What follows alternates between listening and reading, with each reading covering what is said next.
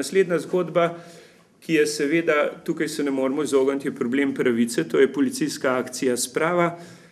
Ne glede na ta zavrnitev predloga, ki je bila, kar se mene tiče, pač običajen falsifikat, je kljub vsemu Mitja Ribičič, se pravi predsednik jugoslovanske vlade in Zveze komunistov, da je vsaj približno čutil dihanje za ovratnik, kot se temu pri nas reče, je velik dogodek in bi rekel, da je nadaljevanje tega poročila in analize, ki jo je gospod Jamnik pripravil za poročilo, če imamo mi zdaj kljub vsemu po policijskih podatkih tajne politične policije, se pravi več kot 50.000 oseb obravnavanih do leta 50 in da je v Breznu pri Konfinu od 88 umorjenih ranjencev, invalidov, bolnikov in drugih zapornikov kar 86 takih, ki imajo zaznamek glasom mape Majorja Mitje, se le vidi, da vse te raziskave prispevajo k spoznavanju arhitektov te piramide terorja in njihovega dela.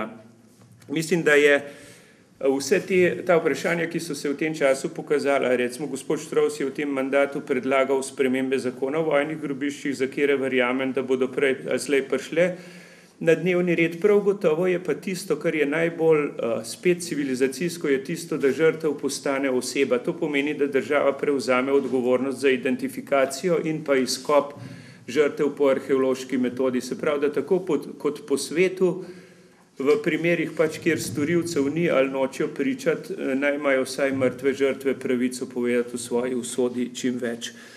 Skratka, ta zakon upam, da se bo spremenil. Druga temeljna kategorija je seveda kategorija, ki jo je v slovenski prostor vpeljal svojim ogromnim delom in z velikim številom sodelavcev dr. Mitja Ferenc, to je topografija prikritih morišč in grobišč. Ta bo osnova za nadaljne odločitve o tem, kakšno naj bo slovensko mesto mrtvih, ampak kljub vsemu bi rekel, če ta hip on govori o 580 zamolčanih grobiščih, je treba vedeti, da ima Slovenija več kot 40.000 tabuiziranih žrtev. Se pravi, razen teh, ki jih tituizem pomori, je tukaj še več kot 15.000 Slovencev padlih v okupatorjevih armadah in še druge zamolčane žrtve. In teh zamolčanih grobov, ki jih bo Slovenija pač mogla v prihodnosti spoznati doma in po tujini, je vsaj nekaj tisoč. V delu, v tistem temeljnem premiku, ki smo ga naredili, seveda vsi se spomnite, da je gospa Spomenka Hribar je imela naziv En čas slovenska Antigona. To je sicer lep naziv, ni pa zelo praktičen, ker v prejšnjih mandatih komisije ni bilo videti, da bi kogarkoli odkopala in pokopali. Mislim, da je temeljni premik v mandatu te komisije ta, da smo začeli iskati, se pravi raziskovati, kje mrtvi ležijo in saj za slovenske žrtve poskušamo upeljati politiko, da se slovenske žrtve odkopava in poskuša spoznati. In v tem mandatu je bilo več 116 sondiran, od tega je 56 bilo pozitivnih. Ta hip je v teku sondiranja 20 kraških jam in več 100 lokacij pripravljenih za sondiranje. Ko pa se štejemo to slovensko prakso, vidimo, da je bilo v dosedanjih letih je bilo izvedenih več kot 15 prekopov z okrog 2000 žrtvami. To se pravi, da vseeno nekaj se je premaknilo, je pa eno od nalog sondiranja teh večjih lokacij, jaz mislim, da je javno treba izraziti eno željo, da bi čim prej prišlo do tega, da bi do konca lahko opravili sondiranje v rovu Svete Barbare v Laškem, kjer nam manjka do verjetne lokacije množičnega grobišča še nekaj metrov in upam, da bo nekdo zmogel toliko moči, da bo to podpisal. Naslednja stvar, seveda, ki pa temu zborniku da posebno težo, je pa ta fenomen, ki se mu reče prekop in identifikacija. Jaz mislim, da je ta prednostna naloga, se pravi prekop in identifikacija slovenskih žrtev nujna. Se pravi, standard izkopa je metoda podobna arheološki, to je opisal gospod Pavel Jamnik. Potem pa prikazujemo nekaj primerov tako identificiranja za antropološko in molekularno genetsko analizo z vzročnimi primeri iz Konfina 1 in s Storžičem.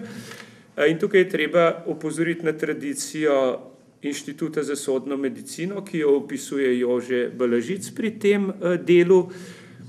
Pri koliko lahko arhivsko delo pomaga pri identiteti žrtev iz Konfina, je tudi Pavel Jamnik opisal, dr. Petra Leban-Selja, ki je antropološko analizo te Konfina ena naredila, Irena Zupanič-Pajnič priporočila za molekularno genetsko identifikacijo, preliminarno poročilo iz Konfina 1 in identifikacijo žrtev izpod Storžiča. Dr. Tomaž Zupanc je pa v eni imenitni analizi pokazal metodologijo izkopa in pa antropološko primerljivo analizo skeletnih ostankov povojnega poboja v Lescah. Tukaj seveda je ob tem besednem delu, ko z izkopom in identifikacijo pridejo žrtve do besede, in ko nam podoba pokaže njihovo tiho govorico, ko jih lahko z očmi v fotografijah se pogovarjam z njimi, seveda se nam razkrije tista temeljna arheološka plast tituizma,